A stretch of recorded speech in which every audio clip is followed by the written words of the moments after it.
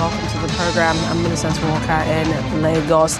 Kryvyi town continues to suffer Russian attacks, this time rockets hitting industrial facilities in President Zelensky's hometown. According to the mayor, Alexander Vilko, 3 rockets hit 2 industrial enterprises that had nothing to do with the military, injuring a 38-year-old man. 1 car was damaged with debris from missiles down by air defenses. He adds the destruction is significant. In the meantime, the death toll from the Kakhovka dam explosion has risen. 28 people are now known to have died on both sides of the Dnipro River. That's according to Russian authorities. Russian installed head of the Kherson region, Vladimir Saldo, said on Thursday that the death toll had reached 18, and Ukrainian authorities reported 10 deaths. The Ukrainian unit tasked with clearing up the damage said the water level in Kherson had fallen to 1.83 meters today from 2.13 meters the day before. Russia and Ukraine have traded blame for an explosion at the dam earlier this month, which led to widespread flooding. And you'll be seeing shortly the moment when Ukrainian police pulled alive a woman from under a rubble in Kramatorsk. Police released the dramatic footage on Wednesday showing the woman and a man being rescued from buildings destroyed by Russian strikes during a rescue operation that lasted several hours. Ukrainian officials say overnight Russian missile attacks killed 3 people in the Black Sea city of Odessa and 3 in the Donetsk region of eastern Ukraine. Pavlo Kirilenko, governor of Donetsk region, said 2 people had been killed in the city of Kramatorsk and 1 in the industrial city of Konstantinivka. NATO leaders are in Brussels, Belgium, for the start of a 2-day summit to discuss a wide range of issues with Ukraine at the topmost level. NATO Secretary General Jens Stoltenberg says the alliance's support for Ukraine is making a difference on the battlefield as Ukraine embarks on its counter-offensive against Russia. Mr. Stoltenberg made the comments at the beginning of the defense ministers' meeting, at which he said they would discuss how to further ramp up defense production. When asked about a possible extension of his term as Secretary General, he said it was up to the allies to decide.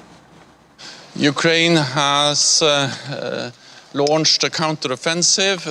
What we see is fierce fighting. It's still early days, but we also see that the Ukrainians are making gains and that Ukraine is able to liberate occupied land.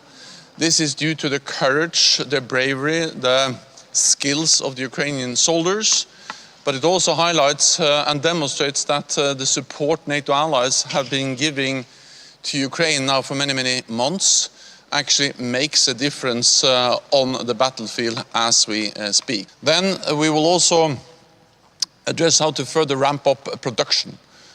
Because since last fall it has been obvious that this is now a war of attrition, and the war of attrition is a battle of logistics, and therefore we have engaged with the defense industry, and we will have an event here, an informal event where we will meet a small group of defense industry across the alliance, and this is part of our ongoing engagement with the defense industry. We will also agree at the meeting new capability targets for battle-decisive ammunition, and those targets for each and every nation will be significantly higher than the current ones. Exactly when decisions will be taken, it's too early to say, but the fact that training has started provides us with the option to also decide to deliver planes, and then the pilots will be ready to fly them. Well, on his part, U.S. Defense Secretary Lloyd Austin promises to stand by Ukraine, addressing the NATO meeting of defense ministers from the U.S.-led contact group of some 50 countries that give military aid to Ukraine. Secretary Austin stressed Kyiv needed both short-term and long-term support as the war was a marathon, not a sprint. He also notes that the group had already given Patriot, Iris-T and NASAMS air defense systems that had protected Ukraine from Russia Russian missile attacks, but he said Ukraine needed even more. It is the 13th meeting of the group, which Washington set up last year to coordinate Western aid for Kyiv. When Russia launched its unprovoked invasion of Ukraine more than a year ago, Putin thought that he could easily prevail. But he was wrong. The Ukrainians won the Battle of Kyiv. They liberated Kharkiv and Kherson. And today, Ukraine stands well positioned for the challenges ahead. The United States is proud to stand alongside some 50 nations of goodwill to provide Ukraine with the training and the equipment to help it succeed on the battlefield. Throughout the Kremlin's vicious war of choice, the Ukrainian forces have shown outstanding bravery and skill. And Ukraine's fight is a marathon and not a sprint. So we will continue to provide Ukraine with the urgent capabilities that it needs to meet this moment, as well as what it needs to keep itself secure for the long term from Russian aggression. And make no mistake, we will stand with Ukraine for the long haul. Well, the largest air deployment exercise in NATO's history, involving 25 nations and 250 aircraft, should not be underestimated. These are the words of the U.S. Air Force in Germany, who lauds Germany's supporting role in the Air Defender 2023 drill, calling it a phenomenal job. They were speaking at Spangdahlem U.S. Air Base. The drill saw the takeoff of U.S. Air Force F-16 fighter jets based at Spangdahlem and air drills by F-35 jets belonging to Vermont Air National Guard.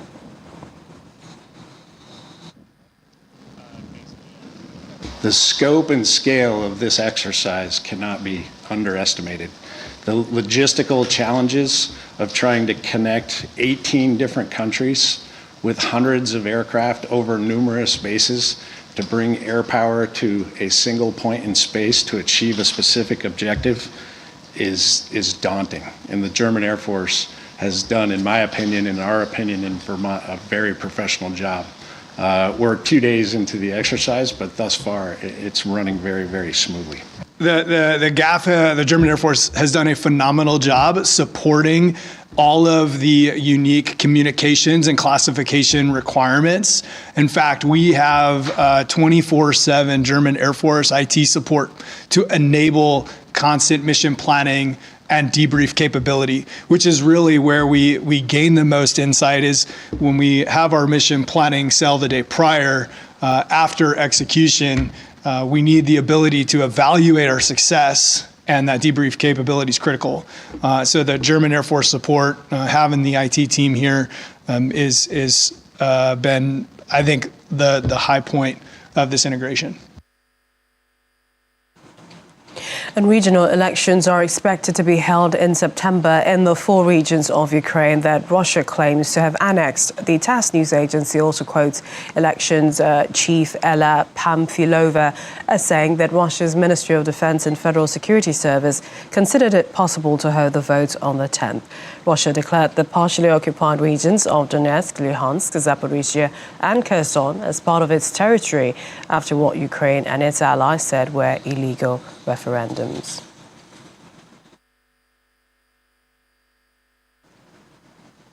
And the Kremlin says that it sees no positive prospects when it comes to renewing the Black Sea grain deal, given that parts of the accord affecting Russia remained unfulfilled.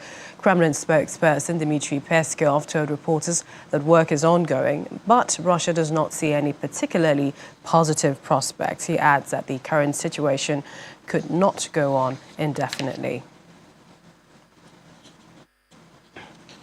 Russia intends to press the United Nations Security Council again for an international investigation into explosions on the Nord Stream gas pipelines last September. And that's according to Foreign Ministry spokeswoman Maria Zakharova, who says Russia will bring the UN Security Council back to an examination of the issue.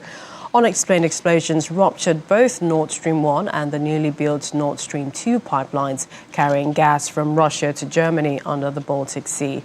Russia has repeatedly said the West was behind the blasts, but the West and Ukraine have denied involvement.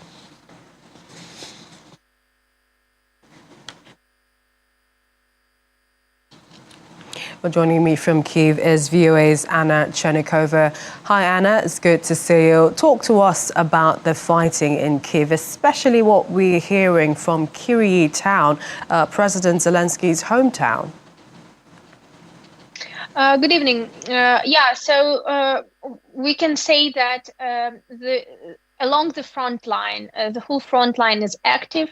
Ukrainian forces started certain counteroffensive actions. As experts are saying, this is not this, wide counteroffensive, and the main actions are yet to come. But at least we have already certain results and confirmations from the Ministry of Defense of Ukraine that Ukrainian forces managed to make certain gains in certain parts of the front line. In general, if we look at the situation within the country with all the missile and drone attacks, every night missile and drone attacks continue. For the past couple of weeks, even months, it's very intensive. Last month, the main target was Kyiv, so almost every night, Kyiv was under attack. This past couple of weeks, the main target is the areas in the south, in the east, and in the southeast part of the country, and particularly the city of Kryvyi for this past week. A couple of days ago, it was a really bad attack on this town. This is a hometown of President Zelensky and his wife, and this is industrial city, so the city is full of different facilities, enterprises, and unfortunately, these industrial areas and facilities are targeted, as well as residential areas. This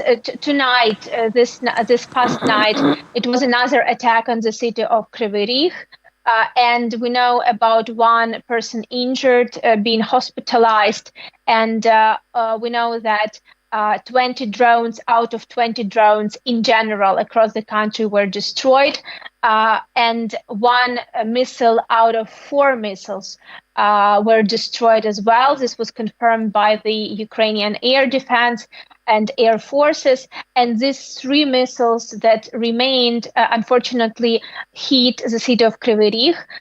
We know about very significant damages in the industrial facilities in Kryvyi. This was confirmed and by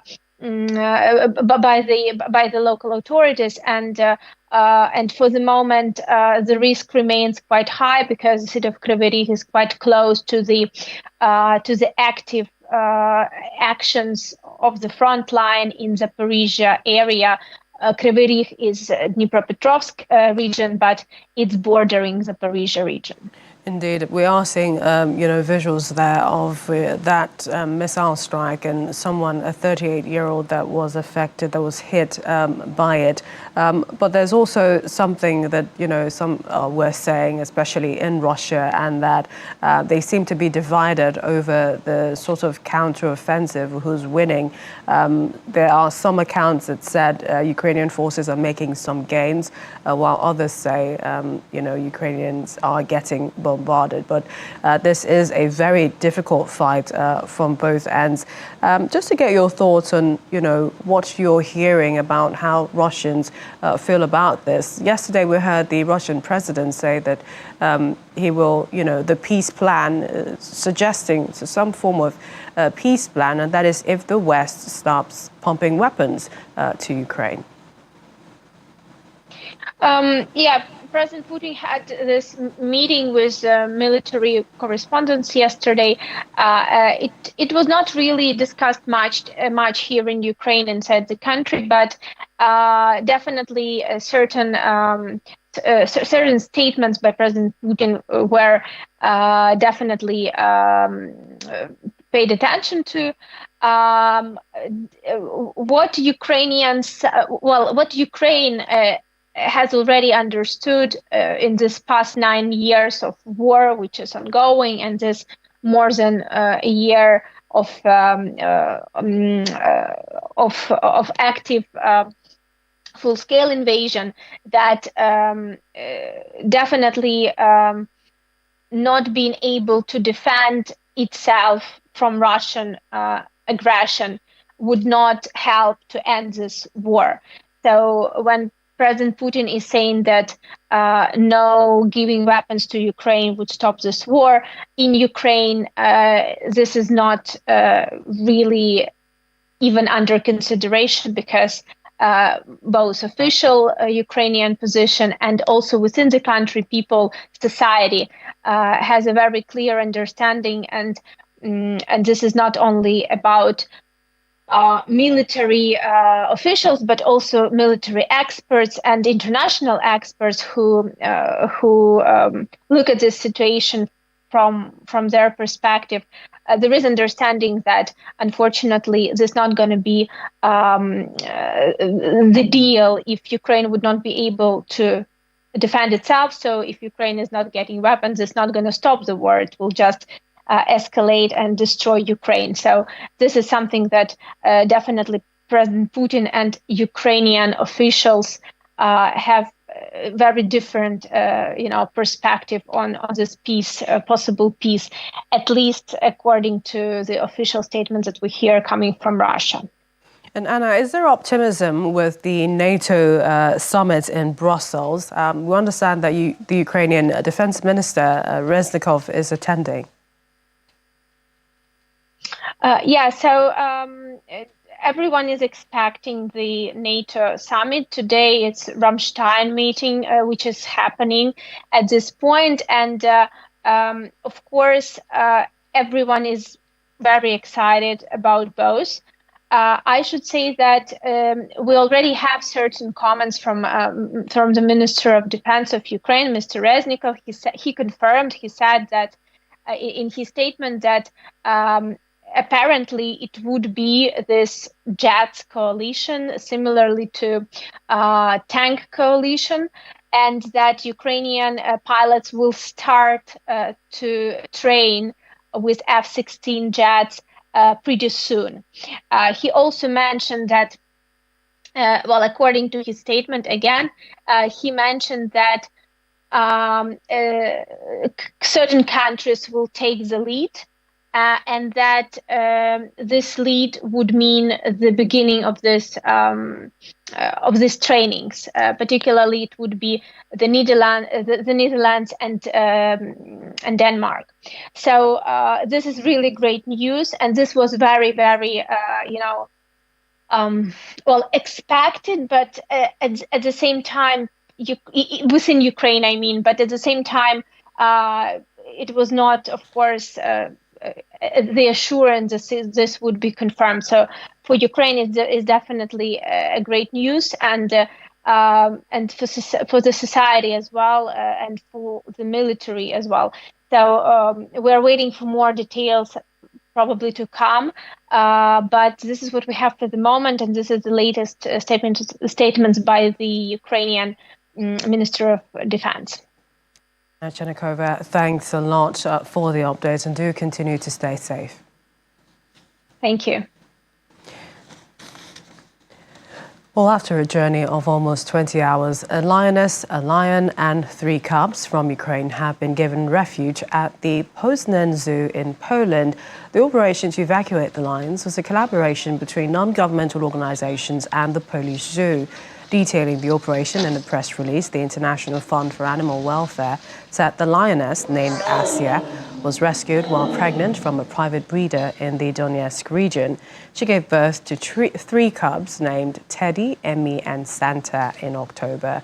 The male lion, Viserys, also rescued from the same breeding facility, is believed to be unrelated to the others. The lions were given up by their owner, who was unable to care for them amidst the impact of the Russian invasion. Wild Animal Rescue, in collaboration with the FWA, facilitated their rescue and transportation to the zoo, where they will undergo a month-long quarantine period. Now, the zoo says the lioness and cubs might find refuge in the UK after their quarantine ends.